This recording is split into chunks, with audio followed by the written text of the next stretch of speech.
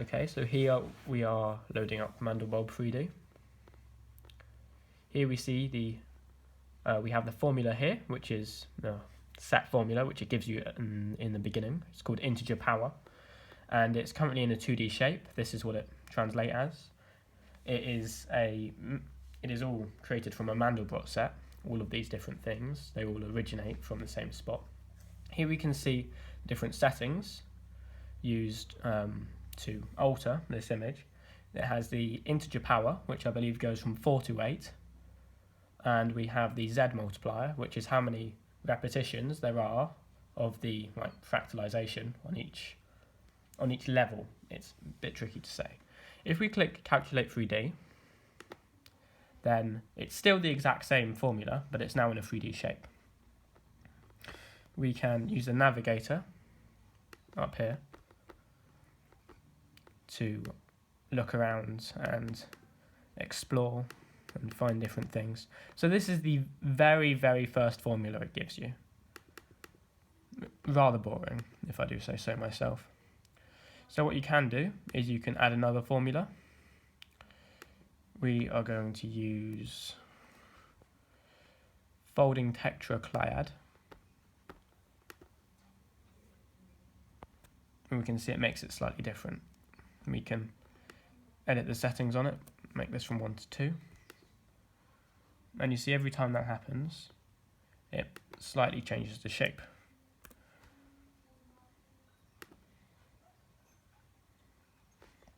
So if we go into the navigator again we can see this new shape, and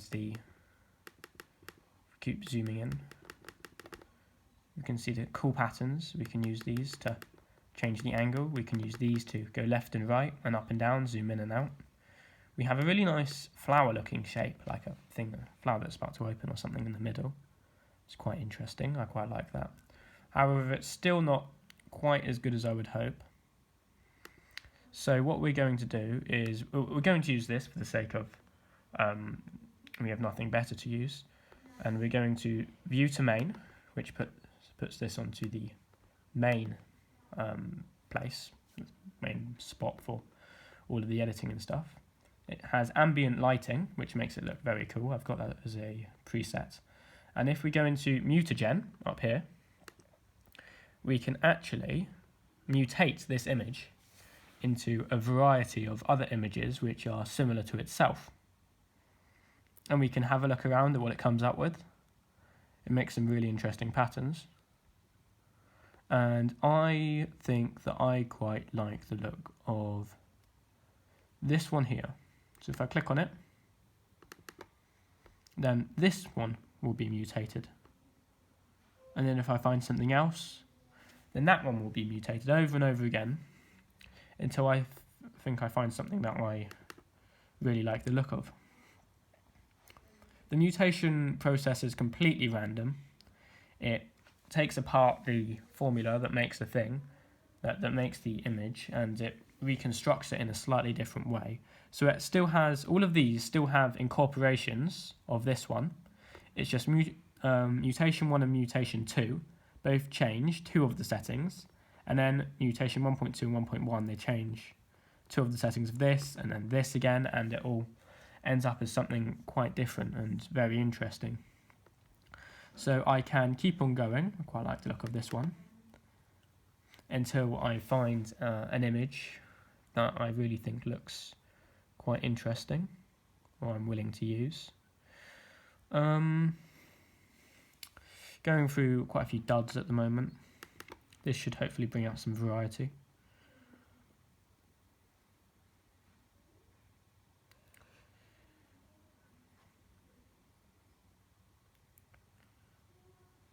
Nothing's really screaming out at me at the moment. I'm just going to keep doing this until I'm happy with the result.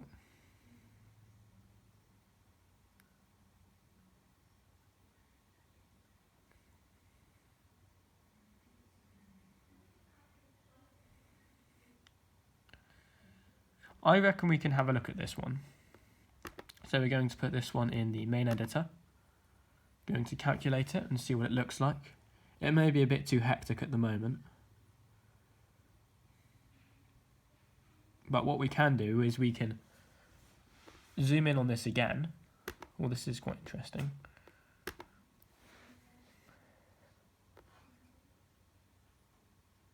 If we wait for it to pixelate entirely. Well, it's really interesting actually. It's like in the middle of space. We can wait for it to pixelate again. We can zoom in on a particular spot, just like we did before.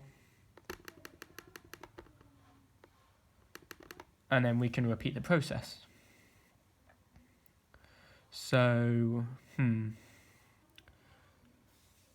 nothing particularly interesting around here. Move on a bit.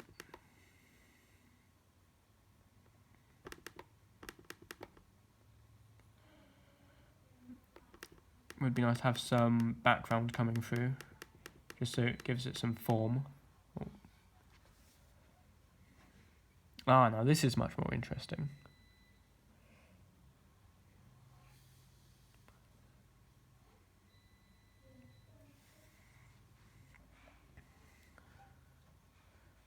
Okay, I'm going to use this again.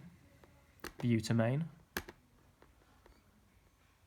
And calculate.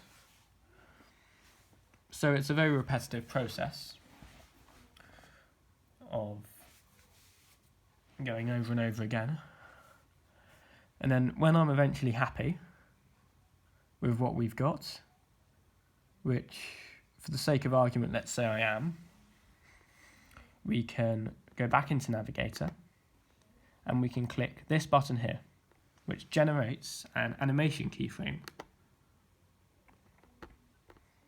Now if we go into animations, we see it's popped up here. And what we can do is we can go back into it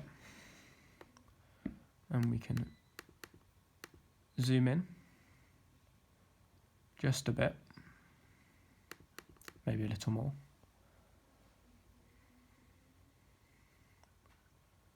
So really going in depth into the shape. And we can make this another keyframe of the animation. So this is what it's doing, is it's loading up two different shapes here. So we have the first one, then it zooms into the second one. And if we do a render preview, then what this does is it takes a moment to load, which is this bar here. So if we just wait a moment while it loads, there are lots of different settings down here. We can change the speed of the render, we can change lots of different things like how the frame, subframe interpolation, whether it's linear or quadratic. And quadratic's just more interesting. Obviously save your format as PNG, which is what I prefer. It also works with most softwares. Last time I did this, I accidentally saved it as BMP, which is the standard for this software, which wasn't very helpful, to be honest. And as we see, once it's loaded, we have a very short zooming in animation.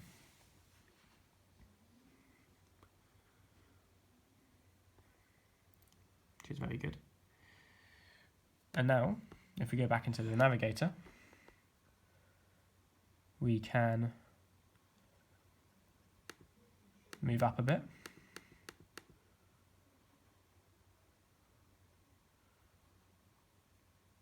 Zoom in a little bit more.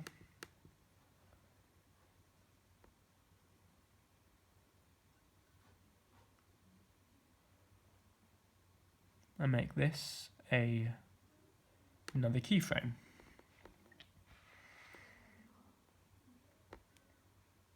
Then we can, this will turn around the perspective, so the angle at which you're looking at it from. I do like the look of what's inside here.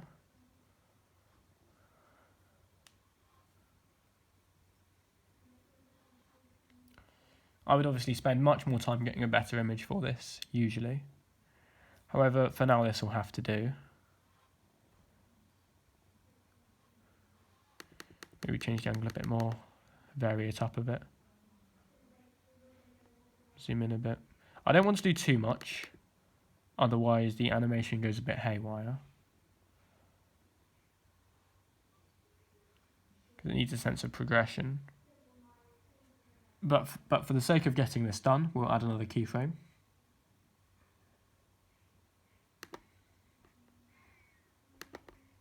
Into the, not navigator, to the animations. So now we have 3 main keyframes. We can render a preview to, actually no, we'll do one more. Just zoom in on this spot, just to load. So we get another zooming in kind of look.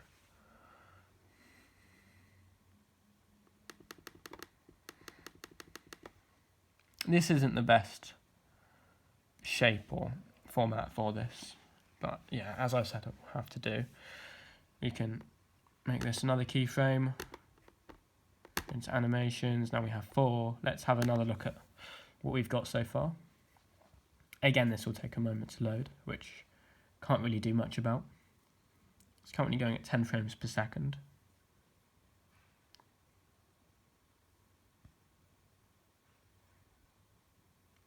This will take a minute. But as you can see, it is loading every single frame as it travels through. So you get a kind of idea before it actually shows the whole thing. What's very interesting is what makes this look so different from the navigator, which is like this, is the effect of ambient lighting, which we have over here. We can change the look of it, the colour, into different forms. This is metallic, flower, which I've never really liked, to be honest. We can have neutral, which looks quite good. I often quite like sand though. Dynamic fog, which is this setting here, is very interesting. It shows the background and foreground. Really creates an atmosphere to it.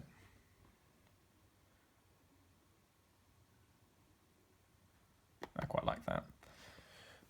We're just doing this while we're waiting for the render.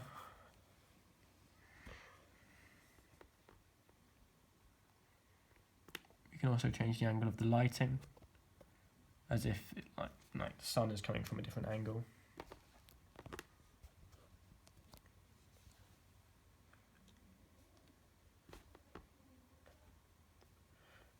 And with the formulas, as I said before, we don't need to just do one formula. We can do multiple, we can do 3, 4, 5 different formulas all running at once.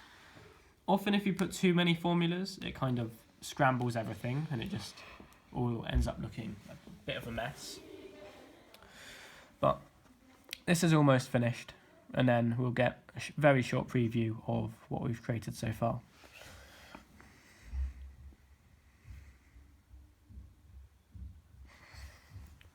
If you change the scale, it also it increases the pixelation, so it makes it much clearer. However, it does take longer to load, so it's a bit of an exchange. Anything beyond around 3000 with the width and height will take at least 10 minutes to load the photo, so I tend to not go any further than that. We're so close, and of course it's just a very, very small preview of what we've created so far.